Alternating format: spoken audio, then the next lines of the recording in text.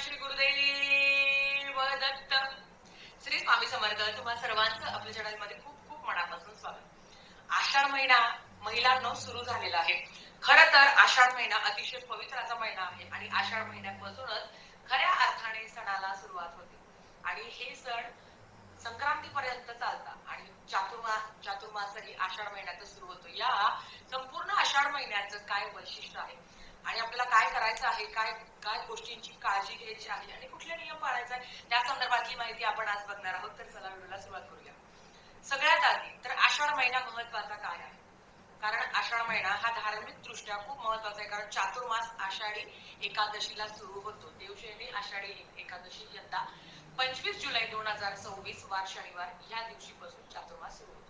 आता आषाढ महिन्यात आषाढी एकादशी, आषाढी अमावस्या आणि गुरुपौर्णिमा हे 3 अतिशय महत्वाचे सण आल्यामुळे आषाढ महिन्याला पण अनन्यसाधारण महत्व आहे. सगळीकडे हिरवळ आहे, वातावरण एकदम थंड झालेलं असतं आणि त्याच्याच बरोबर ह्याच हिरवळीमुळे आपल्याला निसर्गाचा सुद्धा आनंद घेता येतो आणि व्रत वैकल्य सुद्धा करू शकतो. तुम्हाला माहिती का, आषाढ महिना हा भगवान विष्णूंना समर्पित आहे आणि त्यातल्या त्यात आषाढ महिन्याचा प्रत्येक गुरुवार तेवढाच महत्वाचा आहे. आजच गुरुवार आहे तर म्हणून म्हटलं तुमच्यासोबत ही माहिती शेअर करूया. आता बघा, आषाढ महिन्यामध्ये कुळाचार केला जातो कारण आषाढ महिन्यात गुप्त नवरात्र सुद्धा असते. आता आपण ऐकलं आहे, आता काही ठिकाणी आषाढाला आखाड पण म्हणतात की आखाड तळायचा. आता काही गावांमध्ये हे वाक्य वापरले जातं की आखाड तळायचा आहे. काही ठिकाणी देवाला नैवेद्य देण्याची प्रथा आहे तर काही ठिकाणी कुळाचार करण्याची प्रथा आहे. आपण बघितलं असेल, सुट्ट्यांमध्ये जे लोकांना देवाला जाणं शक्य होत नाही त्यांच्या मूळ पीठावर ते आषाढ महिन्यात आवर्जून जातात. कारण एक तर गुप्त नवरात्री आहे आणि त्याच्याच बरोबर येतं की आपल्याला आपल्या कुळदेवीचा मानपान करायचा असेल तर आषाढ महिना हा अतिशय पवित्र महिना मानला जातो.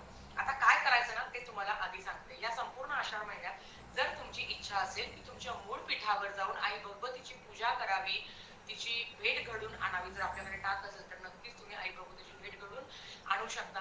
किंवा त्याच्याच बरोबर मूळ पीठावर जाऊन आई भगवतीचा मान सन्मान जर तुम्हाला करायचा असेल तर हा महिना अतिशय उत्तम आहे. ज्यांना सुट्ट्यांमध्ये जमत नाही त्यांनी आषाढ महिन्यात आवर्जून जावं. आता तिथेही जाणं शक्य होत नाही तर प्रत्येकाच्या गावात आपल्या कुळदेवीचं मंदिर असेल किंवा घरात आपल्या कुळदेवीचा फोटो मूर्ती असेल तर एक तरी सवाष्णी आषाढ महिन्यात जेवली पाहिजे. तुम्ही बघत असाल की आषाढ महिन्यात दान धर्म सुद्धा महत्वाचा आहे आणि जर तुम्ही मूळ पीठावर गेले तर आवर्जून तुमची इच्छा तुम्ही 1, 7, 9, 11.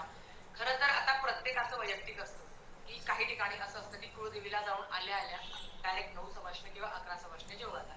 काहींचं असं असतं की एक तरी सवाष्णी आपण जेवू घातली पाहिजे कुळदेवीला जाऊन आल्यावर.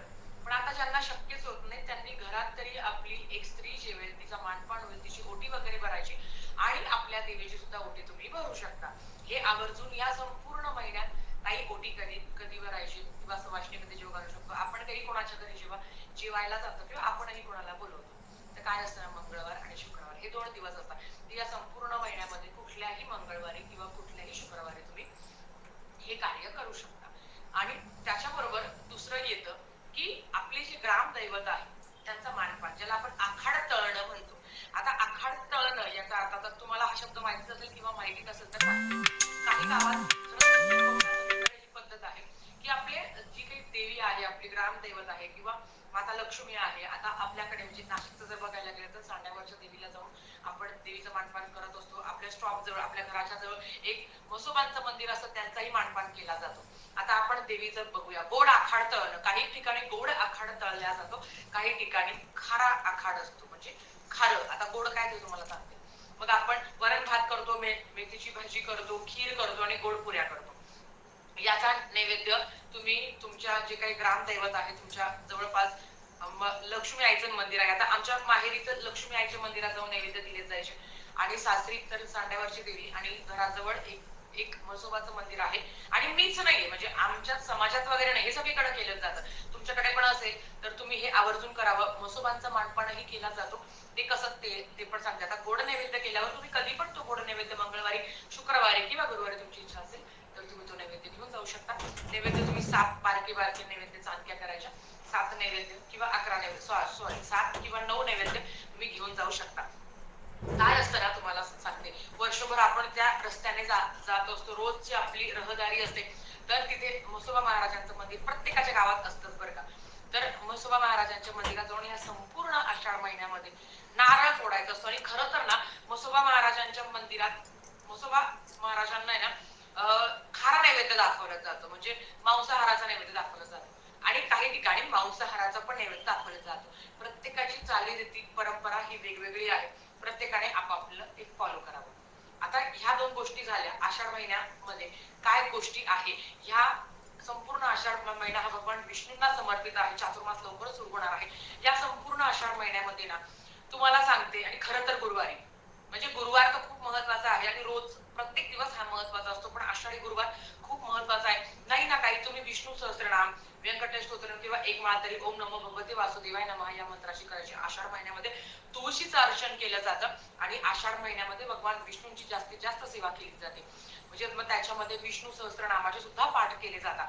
आता तुळशीचं अर्चन म्हणजे मग तुमच्याकडे विठुराया आता तुळशीचं अर्चन म्हणजे मग तुमच्याकडे विठुरायाची मूर्ती असेल, बाळकृष्णांची मूर्ती असेल किंवा भगवान विष्णूंची मूर्ती फोटो असेल, तो सुद्धा तुम्हाला तिथे एकतरी तुळशीपत्र रोज अर्पण करायचं. आणि खरं तर आता वारी सुरू झालेली आहे.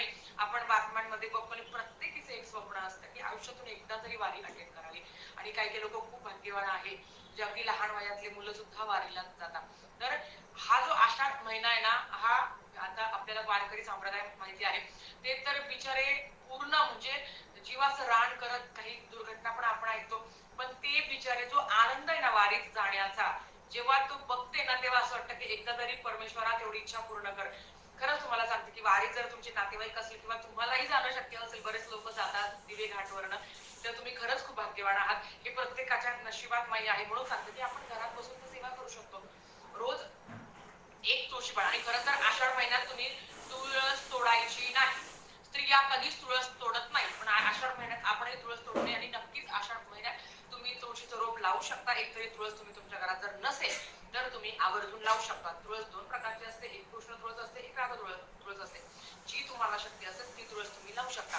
आणि एक तरी तुळशीचं पत्र अर्पण करायचं. आणि बाजारात आपण जेव्हा फुलं आणायला जातो त्याच्यावर भरपूर असे तुळशीचे पत्र आपल्याला मिळतात. रोज एक एक एक अर्पण केलं तरी चालतं. आणि नंतर ते दुसऱ्या दिवशी तुम्ही निर्माल्यात टाकून देऊ शकता.